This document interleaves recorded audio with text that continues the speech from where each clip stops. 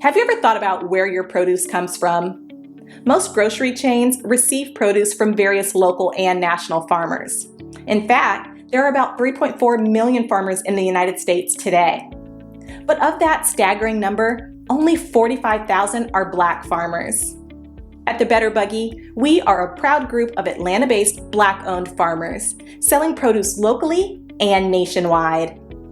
Our easy-to-navigate online platform makes it easy for you to make a one-time purchase or to simplify your life by subscribing to our weekly produce box. Whichever frequency you choose, you can order with confidence, knowing you'll receive 100% organic farm-fresh produce. If you're looking for a thoughtful gift for a loved one that they'd actually find useful, be sure to pop by our online store where you can snag a gift card your recipient can use to order their own produce and t-shirts. Ready to start supporting local Black-owned farms and making healthier food decisions? Visit thebetterbuggy.com now to start shopping. Ladies and gentlemen, one of the U.S. Capitol police officers is extremely upset with how the media has done everything to downplay the insurrection. You know, they're not all happy about it because many of the police officers were injured. And you got the media and politicians that are now trying to act like this thing was really no big deal. And we saw how violent it was on the videos, and you can keep trying to pretend like we didn't see what we did see. We saw it, and people got killed. But these are the same people that will run their mouth if Black people are out on the street protesting and some stores get looted. They looted the Capitol.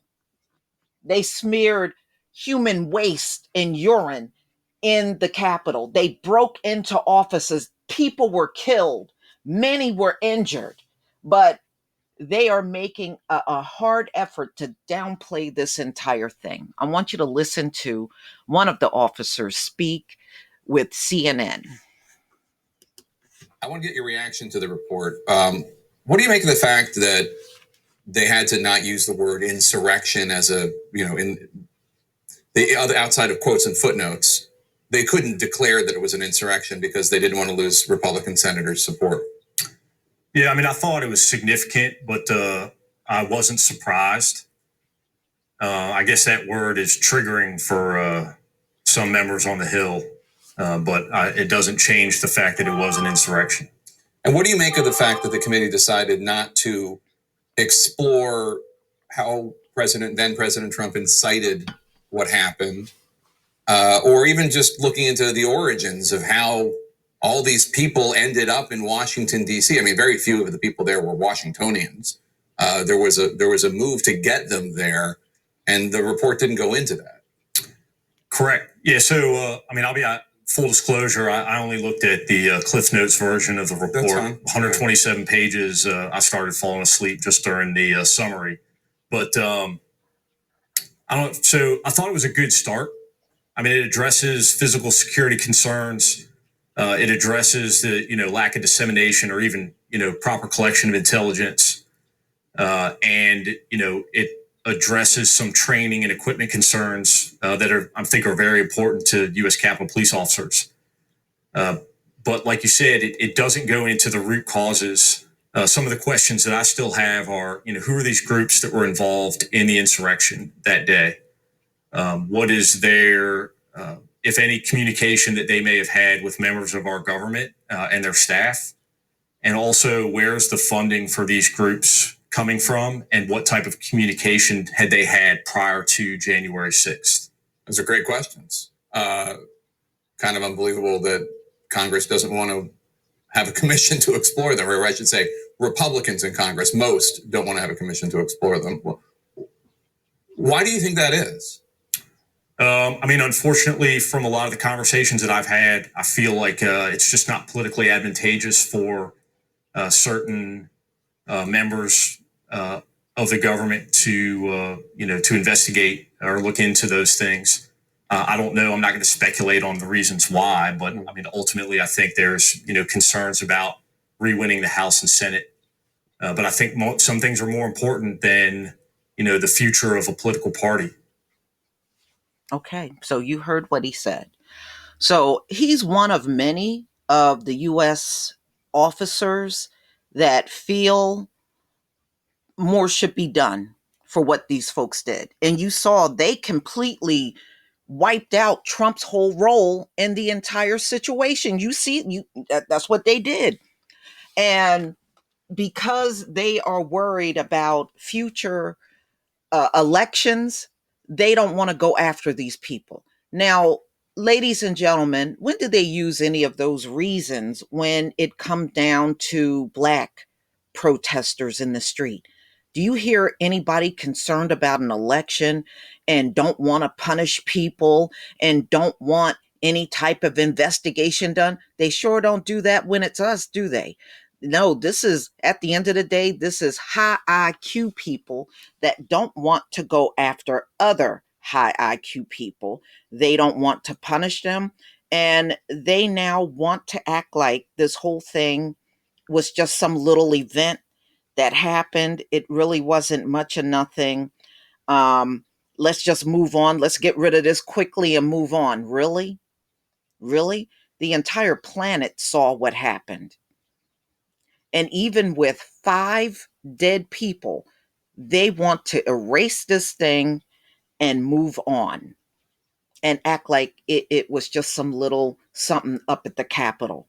Busted out all those windows and just, I tell you what, I can't even compare what they did to children. Even children are not this unruly. They're not. That's why you don't let these folks try to take some moral standing with you, because they have none.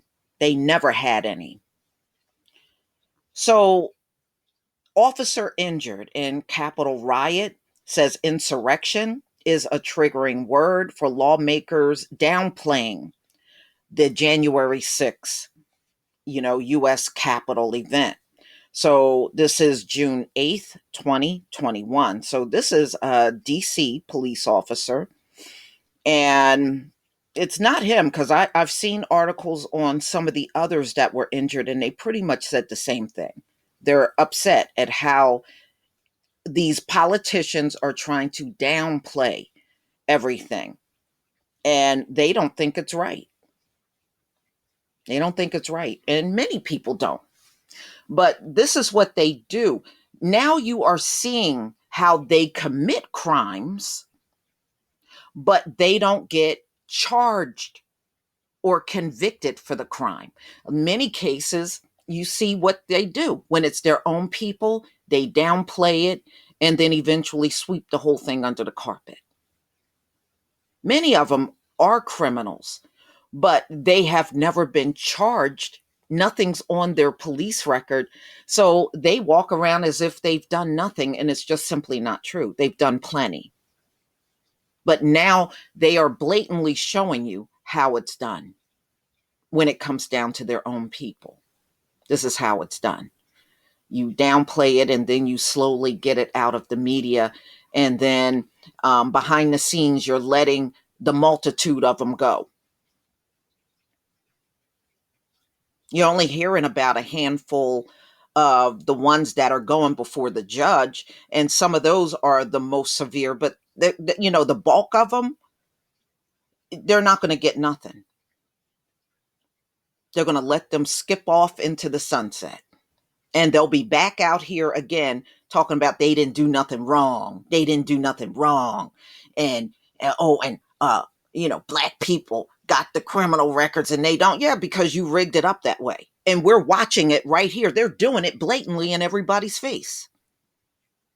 You committed a crime, but the politicians don't feel that they need to deal with this, so they're trying to bury it. So now you see how it's done. Everything will be revealed. Everything. Okay, so you saw Michael Fanone. He is the cop, and he was stun gunned several times and beaten with a flagpole during the attack on the Capitol. Okay, so because I remember seeing that on the video, that flagpole, And yeah, he was the one beaten with the flagpole. So, this is just another cop that is very upset with the way politicians are handling everything. So, they had a report that you heard him talking about that's out about the insurrection and everything that happened. I'm wondering how much they excluded from the report because, these people are always trying to pull a fast one.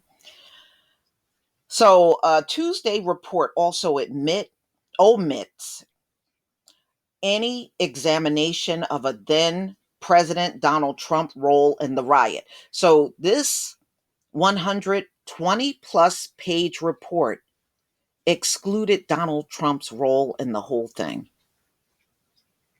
Now, what kind of report could this be? Yeah, right there, it tells me the report has no credibility at all. No credibility. But remember, think about this report was written by the high IQ. So what do you expect?